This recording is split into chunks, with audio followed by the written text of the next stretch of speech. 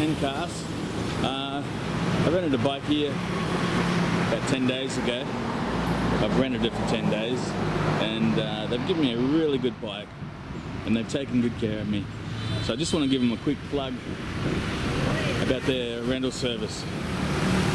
So it's on the main road going into Lamai, heading north, and yeah, 150 baht a day for a brand new click, and it's literally brand new.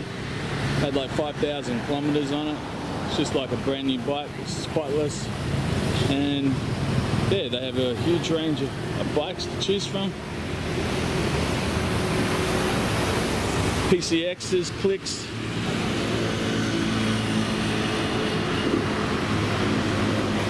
There's a Scoopy here as well. They've got their own workshop inside, where they maintain the bikes. All tool kits, so the bikes are well maintained, and the owner gives you a choice of helmets, and yeah, they do all the paperwork right here in the office. They take care of the machines very well, and highly recommend them. That's one of the owners there is from France. Okay guys, thanks for watching, and I'll make another video soon. Bye for now.